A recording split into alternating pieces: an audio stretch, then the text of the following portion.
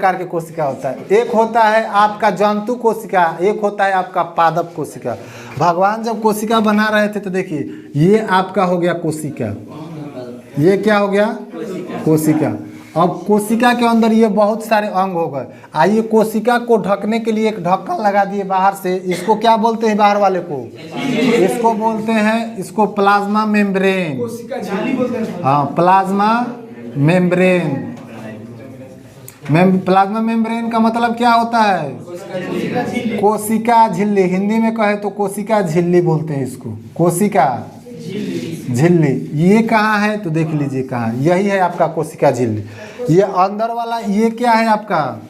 ये आपका केंद्र, ये केंद्र तो इसमें जाएगा तब नहीं, ये आपका कोशिका हुआ है। क्या हुआ ये आपका कोशिका हो गया। और ये जो है बाहर के आवरण ये क्या हो गया? कोशिका झिल्ली हो गया। कोशिका के अंदर ये सब क्या हो गए? बहुत सारे अंग हो गए, इसके बहुत सारे अंग हो गए या पार्ट्स हो गए। अब इस कोशिका में देखिएगा तो कुछ ऐसा कोशिका होता है, जैसे मनुष्य के कोशिका में कोशिका झिल्ली हो गया, पौधा के कोशिका में कोशिका झिल्ली हो गया। अब पौधा के कोशिका में देखिएगा तो उसके बाहरवा से कुछ ऐसे ऐसे रहता है, कुछ इस प्रकार के कठोर परत होते हैं। हाँ, इस झिल्ली के ऊपर से एक परत होता है। जैसे देखते हैं ना, कोई जाता है और दतुआ तोड़ने का मन किया, पटाख से तोड़ के लेके चल दिया, तोड़ के लेके चल देता है। तो जब तोड़ते हैं तो पटाख से बजता है, क्यों? क्योंकि वहाँ पे कठोर उसके बाहरी सतह होते हैं, तो टिश्यूज का काम करता है, उत्तक का काम करता है। वो अभी डीप में जाएंगे तो बताएंगे। तो ये क्या होता है कि झिल्ली के बाहर एक कठोर सतह होता है। क्या होता है? कठोर सतह। इसका नाम क्या है कठोर सतह का? इसको बोलते हैं कोशिका भित्ति। क्या बोलते हैं? कोशिका भित्ति बोलते हैं, सेल वाल बोलते हैं। क्या बोलते हैं इसको? सेल वाल बोलते हैं। अर्थात हिंदी में कहे तो कोशिका भित्ति। क्या हम लोगों में कोशिका भित्ति पाया जाता है? हम लोग विकसित कोशिका है तो हम लोगों में पाया जाएगा?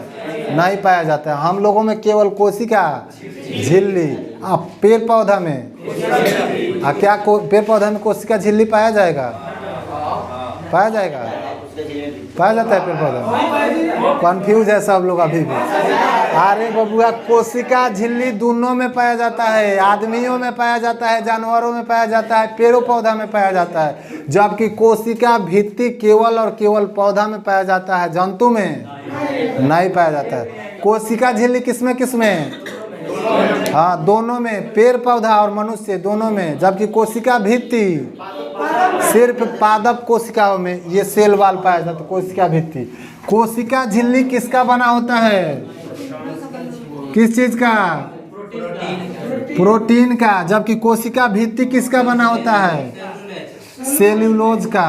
किसका बना होता है? सेल्यूलोज का बना होता है। सेल्यूलोज जैसे एग्जाम्पल, कागज देखे हैं?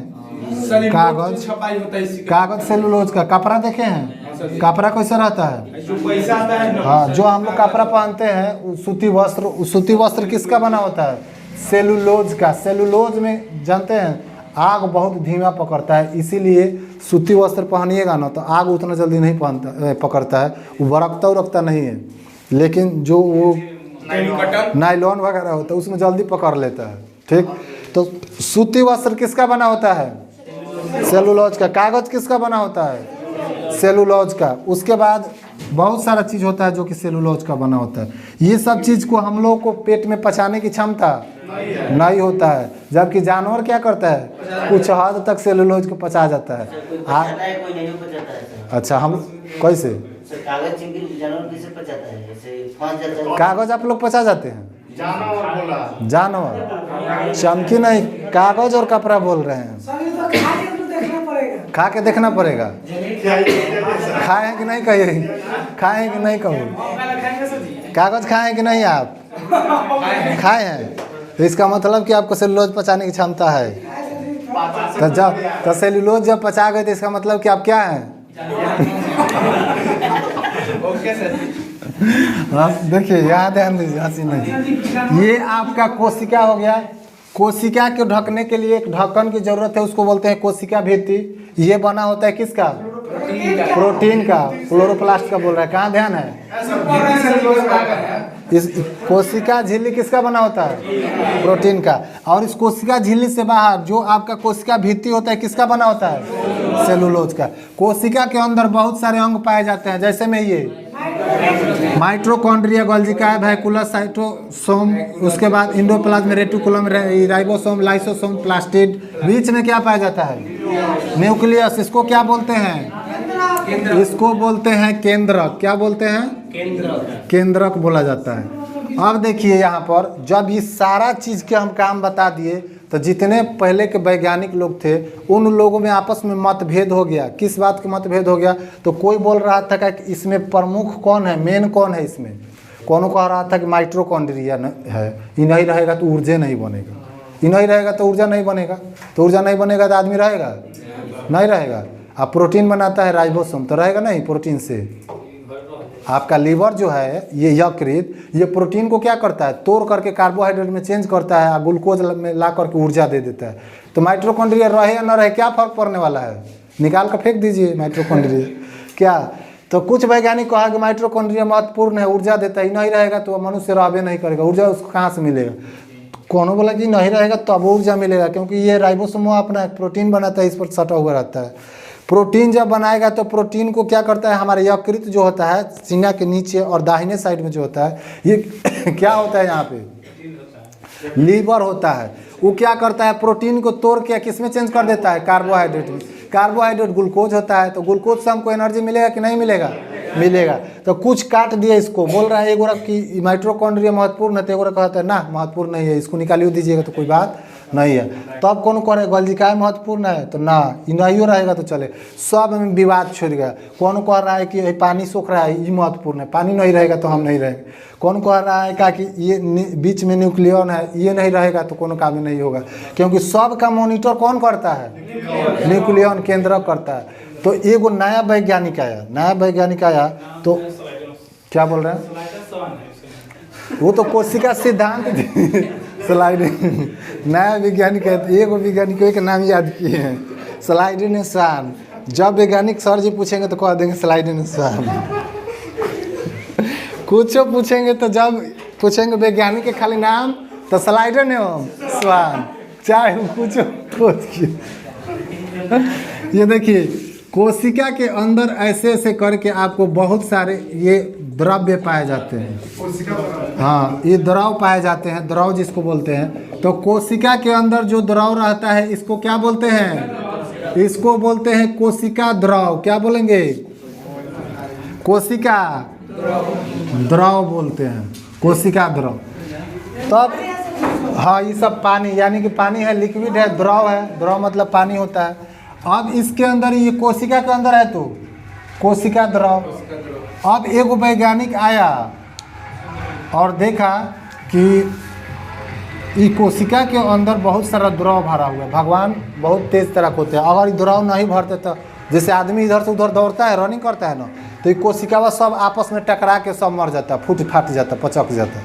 तो मनुष्य के मतलब कि अच्छा सुशोभित तरीके से भगवान बनाए हैं। क्या किए कि कोशिका के अंदर पानी भर दिए, यानी कि कोशिका द्रव भर दिए। कोशिका द्रव भर दिए, आपस में नहीं टकराएगा।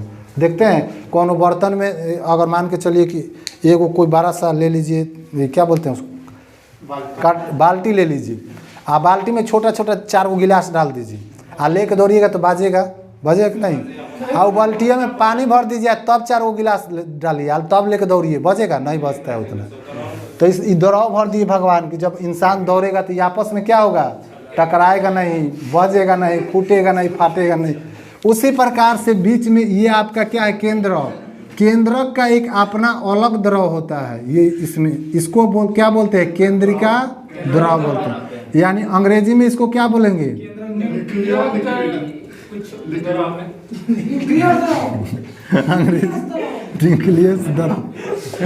न्यूक्लियस अंग्रेजी, द्रव हिंदी है। क्या बोलते हैं? देखिए यहाँ पर इसको न्यूक्लियोप्लाज्म बोलते हैं। क्या बोलते हैं? न्यूक्लियोप्लाज्म।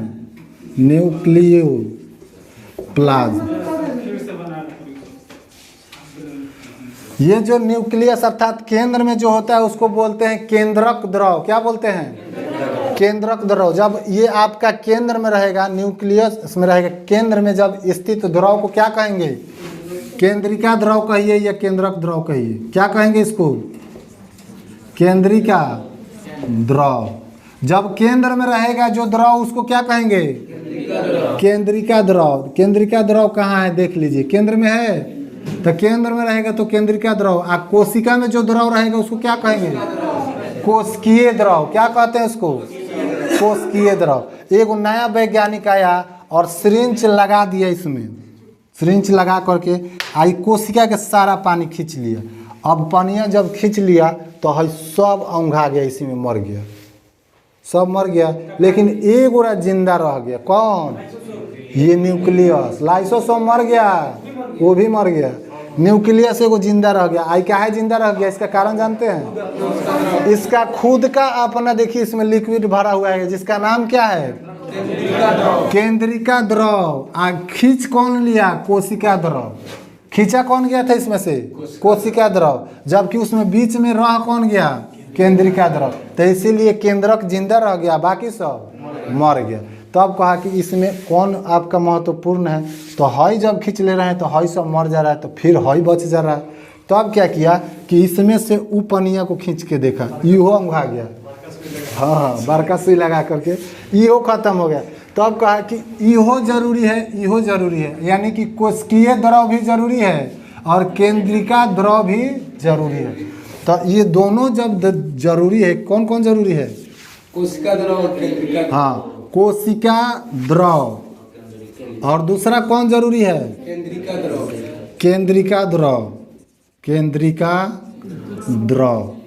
जब दोनों जरूरी है तो दोनों को मिला करके एगो नाम दे दिया, एगो नया वैज्ञानिक आया और नाम दे दिए इसका जीव द्रव। क्या नाम दे दिया गया? जीव द्रव। द्रव्य या जीव द्रव बोला जाता है। जीव द्रव, द्रव्य लिखता है ना, जीव द्रव्य कह दिया। यानी कि कोशिका द्रव्य और केंद्रिका द्रव्य दोनों जरूरी है, दोनों मिल करके क्या नाम दे दिया इसको? एगो नया नाम दे दिया कि जीव द्रव्य जरूरी है। सब वैज्ञानिक का थ्योरी, सबका झगड़ा खत्म। क्या जरूरी है? जीव द्रव्य जरूरी है। ये जीव द्रव्य की खोज किसने किया? पुरकिंजे ने किया था। आप समझ में आया? नया वैज्ञानिक पूछे थे तो क्या बोले थे? स्लाइड अनुसार नायका वैज्ञानिक आया तो क्या खोज किया? जीव द्रव्य का। इसका नाम क्या था? पुरकिंजे। सब वैज्ञानिक के झगड़े समाप्त हो गया। कौन मेन है इसमें? कौनो मेन नहीं है, हाई दोनों मेन है। कोशिका द्रव्य, केंद्रिका द्रव्य, दोनों मिलकर जीव द्रव्य। जीव द्रव्य का 90% भाग जल और 10% भाग अन्य पदार्थ, 10% अदर होता है। हाँ, अदर होता है। तो याद रखिएगा जीव द्रव्य कितने प्रकार के? अगर इसी को हम उल्टा पढ़ाते कि पहले देते कि जीव द्रव्य आई होता है 2 प्रकार के, तो बारका थ्योरी हो जाता। लेकिन ये क्या होगा कि कोशिका द्रव्य और जीव द्रव्य दोनों महत्वपूर्ण है, इसलिए दोनों को क्या कहा गया? जीव द्रव्य। तो याद रखिएगा जीव द्रव्य की खोज किसने किया? पुरकिंजे। जीव द्रव्य कितने प्रकार के?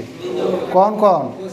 कोशिका द्रव्य और केंद्रिका द्रव्य। जो कोशिका के अंदर पाया जाएगा उसको, आज जो केंद्र के अंदर पाया जाएगा केंद्रिका द्रव्य। दोनों मिल जाएगा तो जीव द्रव्य की खोज किसने किया?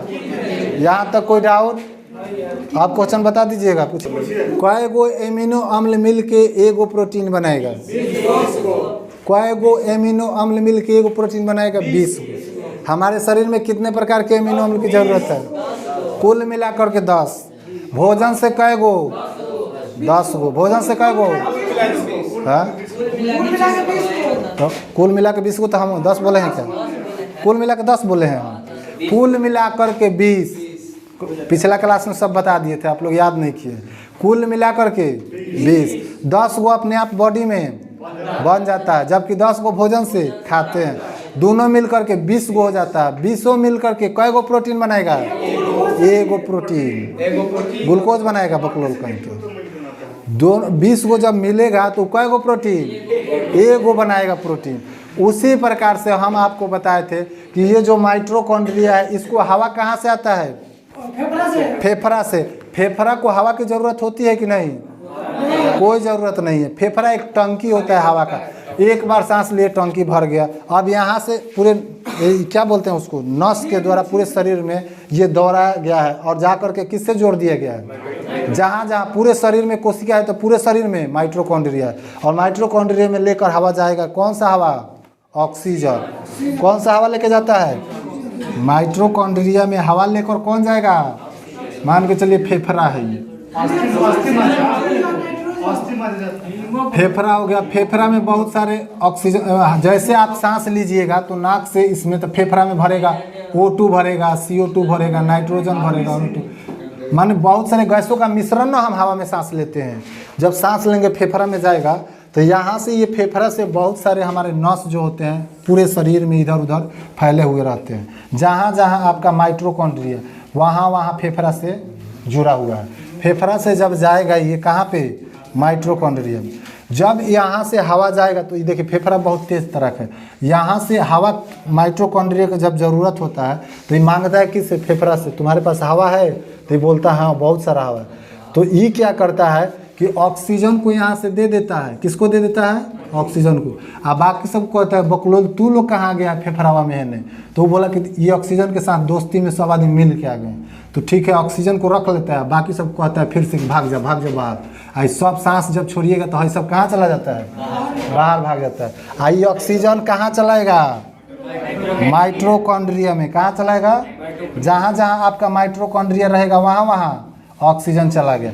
अब ये माइटोकॉन्ड्रिया में क्या चलता है, क्रेब्स साइकिल अर्थात क्रेब्स चक्र। मुंह में बोले नहीं, आप लोग याद नहीं कर रहे हैं, कहाँ बोल रहे हैं। क्रेब्स चक्र जब चलेगा तो एक बार, क्रेब्स चक्र का मतलब है कि एक साइकिल चलता है उसका, साइकिल जब चलेगा, साइकिल मतलब हाई साइकिल नहीं, साइकिल माने चक्र। तो क्रेब्स साइकिल जब चलेगा तो एक क्रेब्स साइकिल में ये कितने एटीपी का निर्माण करेगा, 38 एटीपी का निर्माण करता है। कै गो एटीपी, 38 एटीपी का निर्माण करता है। ये बता दिए थे पिछले क्लास में शायद आप लोगों को, 38 एटीपी का निर्माण करता है। अब ये 38 एटीपी मिल करके एगो ग्लूकोज बनाएगा। क्या बनाएगा, एगो ग्लूकोज। अब एगो ग्लूकोज जब बना तो ये किस चीज़ का काम करेगा, ऊर्जा का काम। अब जैसे अभी हम पढ़ा रहे हैं, बोल रहे हैं, ऊर्जा हमारा ह्रास हो रहा है, तो जो बोल रहे हैं ये ऊर्जा कहाँ से आ रहा है, रात में हम खाना खाए थे ना, रात में श्वसन किए थे, अभी भी श्वसन कर रहे हैं, ये फेफड़ा में गया, बहुत सारा गैसों का मिश्रण गया, यहाँ से ऑक्सीजन को फेफड़ा छान करके भेज दिया नस के द्वारा कहाँ पे, माइटोकॉन्ड्रिया में। बाकी सबको भगा दिया फिर बाहर, बाकी सब जैसे बाहर गया इसके बदले में फिर और अंदर आ जाएगा। फिर उससे पूछेगा इसमें कौन कौन आया, ऑक्सीजन को रख लेता है, फिर बाकी सबको भाग भाग भाग सबको भगाता है। नहीं तो इधर गया कि सब मर जाएगा इधर। तो इधर केवल जिंदा रहने का हक ऑक्सीजन को है, बाकी सबको वापस।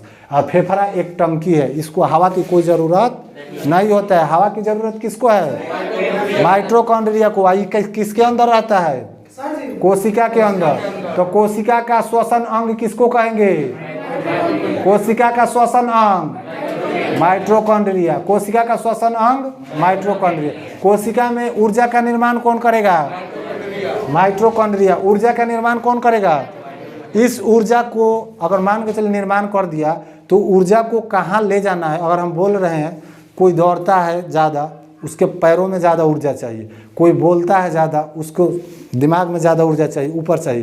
तो ऊर्जा कहाँ बन रहा है और कहाँ ज़रूरत है, ये सब भेजने का काम कौन करता है, गॉल्गी बनाएगा ऊर्जा, माइटोकॉन्ड्रिया। इधर उधर कौन भेजेगा, तो इसीलिए इधर उधर भेजता है। तो इसको बोलते हैं यातायात के प्रबंधक, यातायात के प्रबंधक। गॉल्गी की खोज किसने किया, कैमिलो गॉल्गी ने किया था। गॉल्गी की खोज, तो यातायात का प्रबंधन कौन कहता है, ऊर्जा को इधर उधर कौन भेजेगा रास्ता में, गॉल्गी। अब हमारे शरीर में 65 से 80% पानी है। पनिया को सोख कर कौन रखता है कोशिका में, वैक्यूलस। इसको बोलते हैं रसधानी। क्या बोलते हैं इसको, रसधानी। साइटोसोम है, ये क्या है, सेंट्रोसोम है, साइटोसोम नहीं। सेंट्रोसोम का काम क्या है, कोशिका विभाजन करना, नए कोशिका का निर्माण करना। जैसे कहीं कट गया तो वहाँ पे उसको भरने के लिए नया कोशिका का विभाजन करेगा कौन, सेंट्रोसोम। लेकिन ये कब कोशिका विभाजन करेगा? जब इसको ऑर्डर मिलेगा कहाँ से? मॉनिटर से। मॉनिटर का काम कौन करता है? न्यूक्लियस। ये कहेगा यहाँ इसको कि तुम कोशिका बनाओ जल्दी जल्दी, तो ये बनाता है। जैसे मान के चलिए हम बताए थे आप लोगों को पहले भी, पिछले क्लास में भी ये सब बता दिए, फिर से बता दे रहे। ये आपका सेलुलोज हो गया। सेलुलोज के अंदर ये क्या हो गया? सेलुलोज के अंदर ये क्या है? कोशिका झिल्ली हो गया। ये सेलुलोज को क्या बोलेंगे? कोशिका भित्ति। आप कोशिका झिल्ली के अंदर ये क्या हो गया? ये क्या हो गया? कोशिका हो गया। इस कोशिका के अंदर ये बहुत सारे क्या हो गए? ऑर्गन, यानी कि अंग हो गए कोशिका के। बहुत सारे क्या हो गए? अंग हो गए। ये सब कोशिका के अंग होते हैं। किस अंग का क्या काम है ये सब पता चला? सबका बता दिए। अब यहाँ साइटोसोम से, तो साइटोसोम का काम क्या है? सेल विभाजन करना। ये सेल है कोशिका, इसी में से विभाजन करके एक नया ईआर बना देगा। अब ईआर कुछ दिन में धीरे धीरे बड़ा हो जाएगा। अब वो नया प्रोटीन बनाना चालू कर देगा। क्या करेगा? नया प्रोटीन। लेकिन इसमें एक खामियां है, मतलब गलत इसमें, मतलब कि इसका एक आदत प्रभाव है कि इसको पता नहीं रहता है कि हमको बनाना क्या है, क्या बनाना इसको पता नहीं रहता है। जो ये केंद्रक कहेगा मांसपेशियाँ बनाओ तो मांसपेशियाँ बनाएगा। ये कहेगा कि चमड़ी बनाओ, चमड़ा ऊपर से भर, देखिए ऑपरेशन वगैरह होता है तो ऊपर से कुछ दिन के बाद चमड़ा भर जाता है। तो जब ये केंद्रक कहेगा इस सेंट्रोसोम से कि चमड़ा बनाओ, चमड़ा, तो चमड़ा बनाता है। जब उसमें मसल्स भरना होता है तो ये कहेगा कि चमड़ा नहीं बनाना है अभी, मसल्स बनाओ, तो मसल्स बनाएगा। जब ये कहेगा कि हड्डी बनाओ, हड्डी टूटा हुआ है, तो ये हड्डी बनाता है। जो इसको कहिएगा वही बनाएगा। यानी मिस्त्री है ये, ऑर्डर देगा कौन? ये। इसको पता नहीं रहता है हमको क्या बनाना है, दीवार जोड़ना है कि घर बनाना है कि दुकान बनाना है कि स्कूल बनाना है, खाली बनाने का हाल जानता है, क्या बनाना है इसको पता नहीं। तो ये बताता है केंद्रक कि हड्डी टूट गया है, हड्डी बनाओ, तो सेंट्रोसोम क्या करता है? हड्डी का विभाजन करता है। उसी को बोलते हैं सेल विभाजन। क्या बोलते हैं? सेल विभाजन। नया उसके जगह पर तैयार कर देता है, सेल डिवीजन बोलते हैं उसको। कोशिका विभाजन